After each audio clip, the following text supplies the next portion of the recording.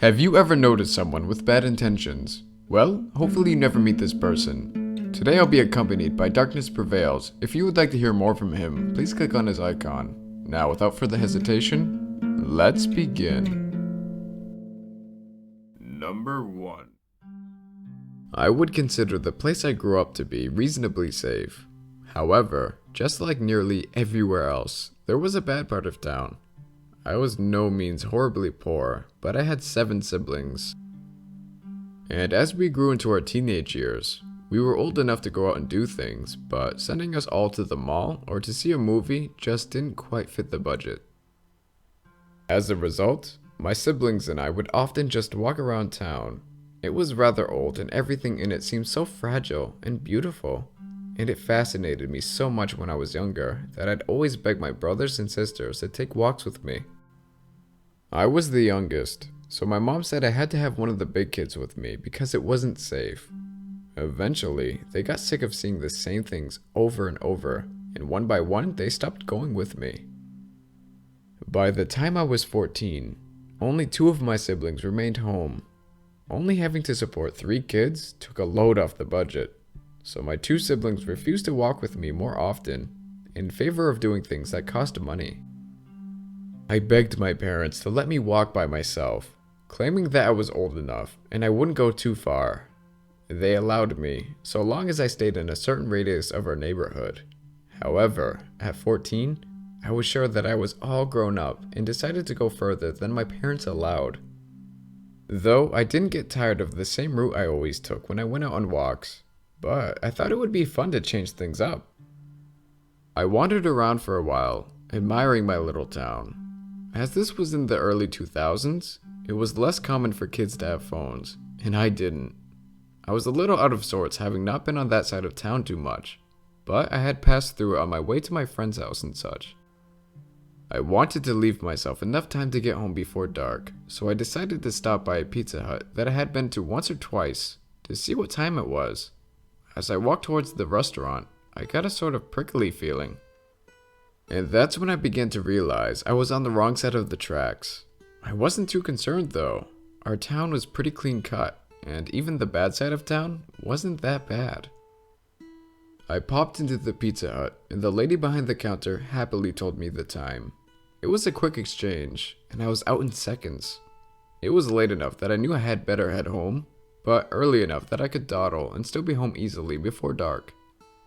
So I left the pizza shop, hearing the bell on the door jingle as it fell shut behind me, only to hear it jingle again as the door reopened. I was standing on the sidewalk waiting for a break in traffic so I could cross, when the person who had left behind me stepped up to my side. I thought nothing of it. I figured he just needed to cross as well. I glanced over at him, giving him a smile, just trying to be friendly. He, however, took this as an invite to strike up a conversation. "Hello," he said. I muttered a hi in response, right as there was a break in traffic. I stepped into the street, and so did the man.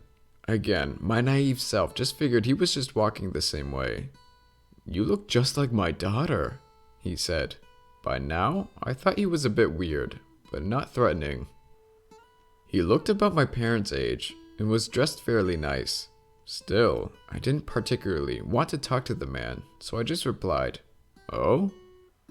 He smiled and said something along the lines of, "You're very tall and pretty, just like her." I nodded in response and just stared ahead as he was starting to give me the creeps. Then he said and did something that sent me over the edge. "You also have beautiful long hair, just like her." And with that, he reached out with a large hand and started petting my hair. That's when I realized this guy was bad news. I sped up a bit, but he quickened up his pace to match mine. Once again, I didn't respond. He kept making comments about my hair, then about my face, then my body. They got more and more creepy each time. I finally got to an area that looked more familiar, and I knew I was only about 15 minutes from home. However, the man was still right next to me, and his comments had gone from innocent ones about similarities to his daughters to creepier ones like how my body had a nice shape. By now, I was totally panicking, but I thought that if I ran, he would grab me. I was just down the road from my home. My plan was being to scream and run for the door. That's when last minute he made the creepiest comment of all, which I can still hear word for word in his voice, as though he drilled it into my head. I bet a sweet girl like you has a tasty little treat hiding in those panties of hers. With those sickening words, I screamed Bloody Mary and ran like hell up my front porch steps and straight into my parents' room. By the time I got out what had happened, and my dad had driven around the block to make sure the creep had left, my brother had called the police and they were on their way. I filed a report, but they never found the guy. I had nightmares for weeks, and it wasn't until my third year of high school that I was willing to walk further than a block away from my house alone. So, creepy Pizza Hut pedo, let's not meet again. Number 2. This happened at a small elementary school down the street from my cousin in Winona. The school is set up in a giant L. There's a big field right beside it, and we were sitting in a small rampway leading up to a door at the end of the smaller portion of that L. Sorry if this is unclear. I'd post a diagram if I could. Anyway, this happened back when we were young and unaware of the creeps of the world. We had just bought 2 grams of weed from a friend down the street and decided to go down to the school and smoke it. By then, it was dark out, probably around 9:30 at night. But it was just down the street, in a safe area, so my aunt didn't mind that we were going to Tim Hortons, so to say. We get to the school, sit on the ramp and start smoking, and things were fine for about a half hour.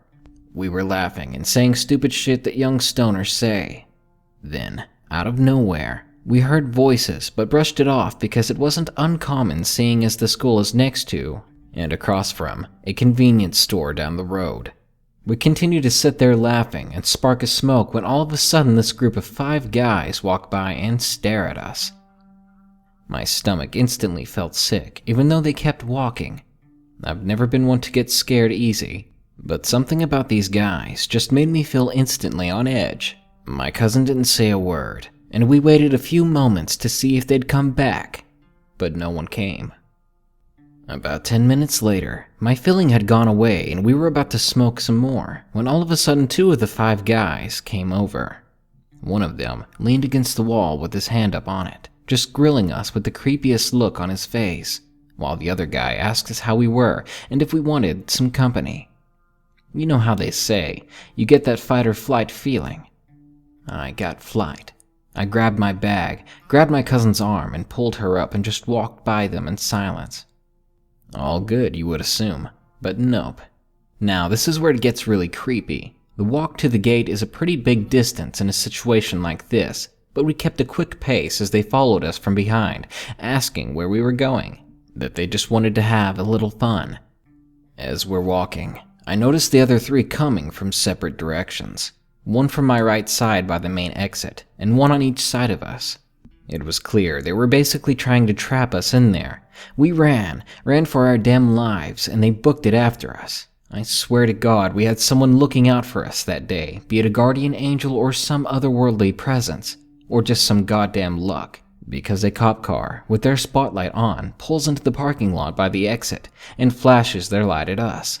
We kept running, and they never called us back to the car, but we did hear them call for those douchebags. I don't know what happened after that. I'm assuming they all got caught, because the only other way out would be to hop the fence behind the school, which was rather far at that point, and we would have noticed since the main road is there, and that's where we ran until we were back at the house. I honestly feel like something terrible would have happened that night. I cannot believe how fortunate we were with the timing. So to the douchebags running in packs trying to fuck with 2 young girls, let's not meet again, because I'd rather kick your teeth down your throat.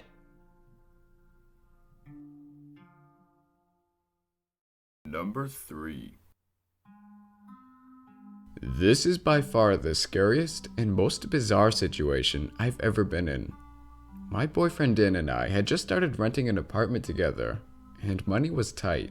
This was in 2001, and we were both in our 20s. I couldn't find a job, and relied on word of mouth to earn some cash wherever I could. I love to clean and organize, so I gave my friends and family the go-ahead to give out my name and number to anybody who could use my help over the summer. Dan, his brother, and dad are all carpenters, and they also got work through the word of mouth. None of them had too many exciting stories to tell, other than doing work in a hoarder's home, or an odd request as far as a cabinet design or placement. Dan got a call from an elderly woman, wondering if he could stop by and give her an estimate on finishing her kitchen. She said that her husband died before he could install the cabinets and countertop that he purchased. And she said someone from her church gave her his number. And of course, he said absolutely, and offered to come out the next day. She objected and said, "This needs to be done now. That's why I called. They said you could help me. What am I supposed to do? I'm an old woman. I live alone, and my husband just died." Dan was a pretty chill guy and kept calm, explaining that I had his car and I wouldn't be home from running errands for a couple hours, and by then it would be way too dark for him to come out.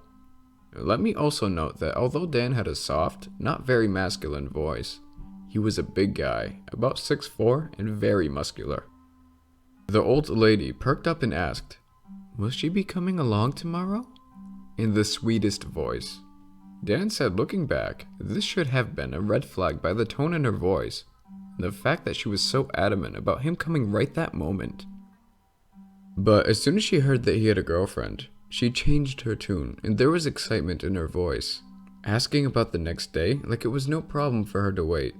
He didn't see anything weird about this at the time, and felt kind of bad for her because he thought she must have been lonely and just wanted someone to talk to. The next day, we both head out to her house. We brought along a small bouquet of flowers that we got from a grocery store to give her. I figured she would enjoy chatting while Dan checked out her kitchen, and maybe I could come back with Dan to help her along with other things around the house while he worked. Her town was about 45 minutes away, but I was excited to go because this town is known to have really awesome old houses and mansions. There are normal subdivisions, depending on what direction you drive in. My friends and I back in high school used to drive there just to cruise around and look at the neat houses. When we pulled up to the old lady's house, I was so eager to go inside because it was such a cute looking house from the outside. Very fairy tale-ish, gray with white trim, with vines climbing up the side of the house. It was a shotgun style house, so it seemed tiny from the front. The small lawn was overgrown and messy, but I thought it added charm to the home. We knock on the door, and we are greeted by a tiny old woman, shorter than me, and I'm 5 foot. She had on a dirty nightgown, and even dirtier slippers. She looked past Dan and smiled widely at me, reaching her bony hands out to grab my face. I hold up the flowers to deflect and say, "Dan wanted to bring you some flowers." She lost her smile, grabbed the flowers and said, "Kitchen's through here." She turned around to lead us, revealing a brown stain on the back of her nightgown. Dan and I look at each other, and he makes a goofy, grossed out face. I make a judgmental face back and swat his arm, as if to say, "Be nice, she's an old woman." We walk through a dark living room, nothing really out of the ordinary, other than the smell, which was like cigarettes, mold, and body odor. We enter the kitchen, and there's a closed door about 10 to 12 feet ahead, leading to rooms further back into the house. Strangely, there was a man sitting shirtless at the kitchen table in the corner. He was hairy, overweight, with greasy hair down to his shoulders. The old lady said, "This is my son, Marcus." He was probably in his late 30s to early 40s. He said nothing, but stood up and took his bowl to the sink. Great. Marcus has no pants on, just dirty tidy whities with several holes around the waistband. I shoot Dan the same grossed out look that he shot me earlier. He jokingly shoots me back a judgmental look and swats my arm. I give him a no, I'm seriously creeped out look, and he nods to acknowledge it. "So, what cabinets are you?" Dan tried to ask, but was interrupted with Marcus pointing to the flowers and asking the old lady, "Where are those from?" She points to Dan and Marcus snatches the flowers out of her hand, throws them into an empty trash bag sitting on the floor, and walks out of the kitchen into the living room we just walked through. He just lost his dad, so I assumed he had some sort of mental disability and was being sensitive about another dude showing his mom attention. So where are the cabinets and countertop that you need installed? Dan asked the old woman. I thought you were bringing them, she huffed out, sounding shocked that he would even ask that. I'm sorry? I thought you said that your husband bought them and you needed them installed, Dan said, confused and a bit nervous at how the woman was reacting. So you brought nothing. What is it you do? What is it you're going to try to sell me? She gets closer to Dan as she's throwing up her hands in disbelief and anger. Marcus comes quickly stomping at the sound of his mother's distress. Rushing in from another door past the kitchen was another man around the same age. Wonderful. This guy is in his underwear too. Fucking dirty Whitey tidies. This woman told Dan on the phone that she lived all alone. This new guy freezes just past the doorway and just stares at me, standing a few feet away. Marcus rushes forward and stands between us and his mother, and pushes her out towards the living room. Both doors are blocked by the fucking Whitey Tidey twins. Dan scoops me behind him, in an attempt to block me from both guys. We gotta be heading out now, he said calmly, hoping not to escalate things. We hear the old lady squawk out loud, "Ha!" from the living room. Marcus doesn't move. I'll see what I can do about the cabinets, Dan said as we inch forward. Marcus barely inches forward but still blocks the way. I frantically tug on Dan's arm to get him to look over at the other guy, now with his hands down his dirty underrag, masturbating. That's when my calm, chill boyfriend loses it. I never heard him scream like this. He remembers growing up. His older brother taught him how to deal with bullies. Say some crazy, messed up shit to them, and they'll be too stunned to react. Dan screams with rage. The last person that cornered me got beaten to fucking death. I'll fucking kill you and your mom if you don't get the fuck out of my way. Marcus seemed surprised, and he rushed past us towards his brother. For a split second, we both thought he was going to attack Dan, so he instinctively threw up his fist to defend himself. Marcus pushes his brother into the other room and slams shut the door behind him. Dan and I hurry out of the house. I think the old lady was sitting in the dark living room, but I didn't stop to look around as we were scurrying out. When we got home, we called the cops, as we didn't have cell phones back then. But nothing really came of it, because they said they didn't do anything wrong. He said he didn't expose himself. They didn't try to attack us. They agreed it was bizarre, but nothing they could do about it. We asked around, and no one knew these people, so we're not really sure how she got our number. I don't know if they were just mentally ill, if she lied on purpose to get us over there, or why things happened the way they did. Number 4. Before I start this story, English is not my first language, but seemingly this is the preferred language of the side. So let's start. A little backstory. My mom and dad divorced when I was young. I hardly ever visited my papa, so he obviously is not a very big part of my life. Now, with that part out of the way, I can begin the story. About 13 years ago, at the time I was 11, my mama would go out on several dates a night. She was a very lonely woman. When she found men to go on dates with, she took the chance and went. I don't wish to say that she is dumb, but she wasn't very smart. My abuela often told me to stay away from strangers and not to do what my mama does. About a year of the whole dating men every night thing, and I was used to it. Now, 12 and very aware of what happens and what to do, I was no longer scared being alone. So this was already the new normal for me. My mama decided to take a break from her lifestyle and settled for a week. The reason was because she went on a date with this guy, and he generally sounded kind of nice in her opinion. After the first date, she could tell different. He acted very shifty, but very jittery at the same time. Unfortunately, he had our home phone number, and when my mama answered, all she would hear through the phone was subtle breathing, and then a low scruffy voice say, "Angie, ¿por qué no me contesta? ¿Estás bien?" which roughly translates to, "Angie, why didn't you answer me? Are you okay?" Mama answered quickly, "Yes, Manny, I'm sorry. Please do not call me again." He then got very angry with her, and I do not feel like telling you some things he said, because it was not pleasant. A few days had passed and we were calming down, but we had noticed that every night about 6 p.m. there would be a car driving around our block, and then it would speed off after slowly rolling past our house. It was creepy nonetheless. I begged my mom to call the police, but we both knew they wouldn't do anything to stop it, considering previous experiences. We even found a note on our door that said, "Vigila tua espalda," which means, "Watch your back." We knew who was doing this, but the weirdest thing was my mom never gave him her address, which had to mean that he followed her home. A few weeks later, the incidents died down, and we got comfortable once more. My mom left the house to go get something from the gas station, and I went upstairs to my room to watch reruns of Seven Vidas. It was quiet because my dogs were outside and my mom was gone, so I enjoyed the silence and watched my shows in peace. But all of that was ruined when I believed I heard the door open.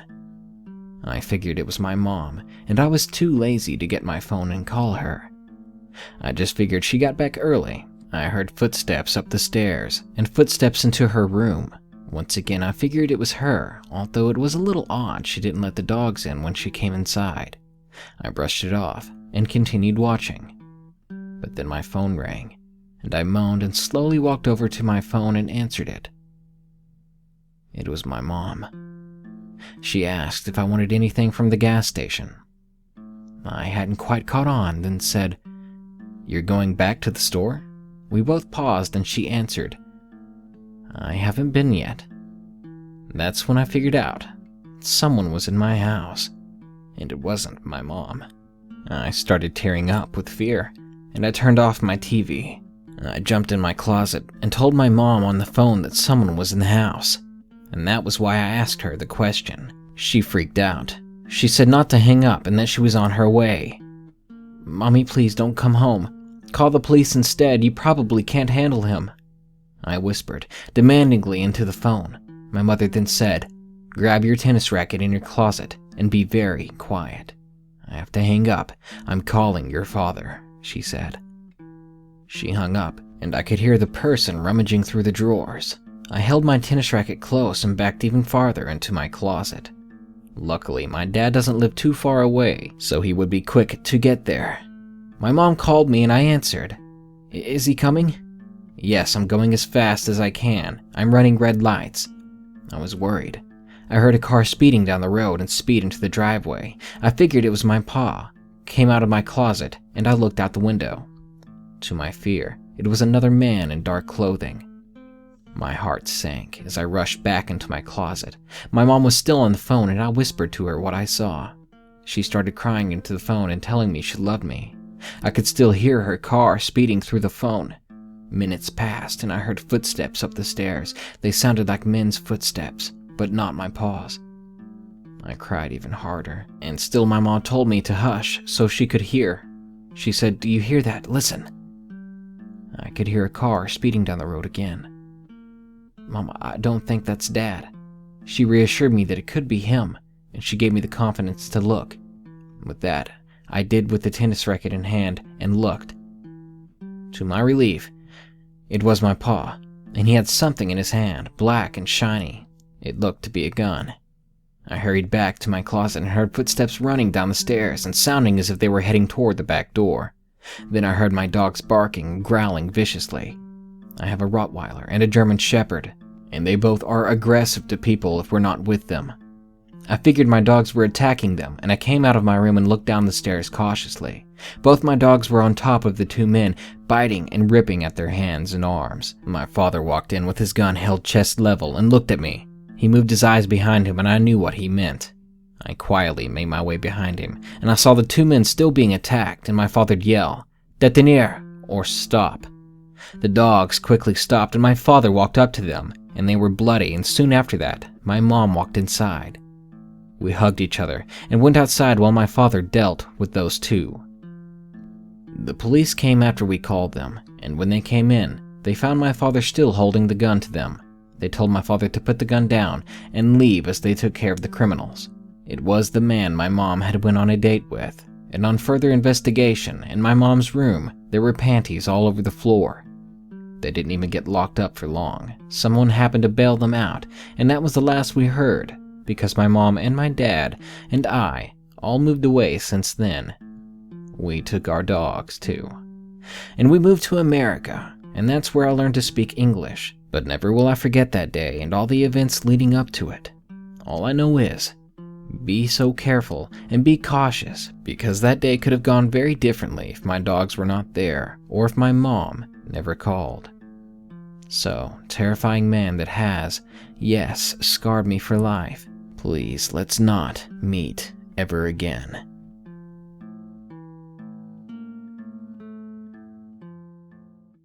Number 5. So, a little background. I'm 31, female and a single mom. I posted an ad on Craigslist in the strictly platonic section, and as I'm not looking for a serious relationship, rather a cool guy to spend time with and go from there. I had tried other dating websites, but I wasn't getting anywhere. The Craigslist in my area is a lot more tame than most cities, and I felt safe using it with a fake email address and a fake name attached. After placing my ad, I got about 20 or so replies. I could quickly narrow down my choices by eliminating people who clearly didn't read my entire ad, were too old, or just didn't put any effort into the reply. I found two that I felt I had a lot in common with, Chris and Jay, and so I gave them my number to text initially. Jay and I texted every day for about a week. He texted way faster than me and more often. 2 or 3 texts back to back. It was overwhelming for me, and he always went from, "What kind of music do you like?" to, "What type of panties do you wear?" Of course, I didn't answer the ones I felt were too personal, and I always told him that I wasn't okay with those types of texts. He would apologize, but do the same thing the next day. After a week, I agreed to actually talk to him over the phone, even though at this point, I was a little bit creeped out by his pushy personality. So, he calls, and immediately upon hearing his voice, I get goosebumps, and not the good kind. The hair on the back of my neck and arms raised up, and I felt sick. His voice was a higher pitch than I expected, and I could hear the excitement in it.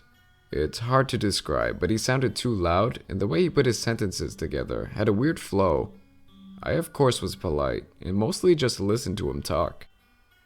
After about 10 minutes, he revealed that he was actually in an unhappy marriage, and he had 2 kids, one of which was severely autistic and hard to manage.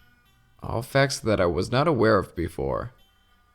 He also said that he had some type of anger issue that he takes medication for. Something about having uncontrollable rage. For me, that was all I needed to hear. He was a big nope.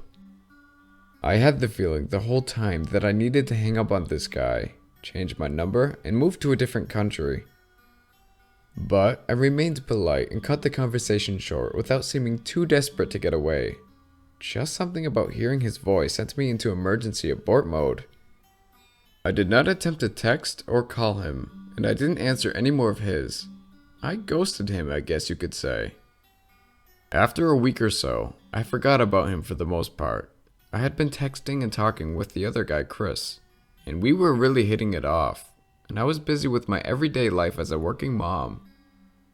Fast forward about a month and a half, and I see a mugshot on the local news. Jay was arrested that morning for soliciting a minor. A detective posing as a 12-year-old girl had been talking to him for the past month. Jay had posted his own ad on Craigslist, and apparently he didn't mind talking to a child. He sent nudes to the undercover cop, and he was caught when they set up a place to meet to make babies. And yes, he is quoted as having said that via text. Needless to say, my skin literally crawled at that moment.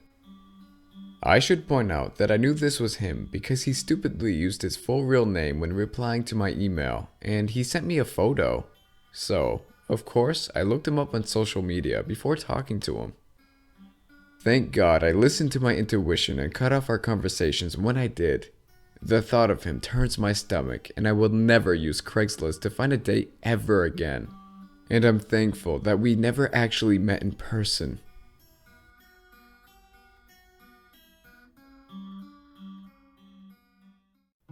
It seems that there are many people with sinister intentions. Hopefully you never experience something like this in your lifetime. If you enjoyed, please like, comment, and feel free to subscribe. Don't forget to check us out on our website. So, you guys stay safe out there. Until next time.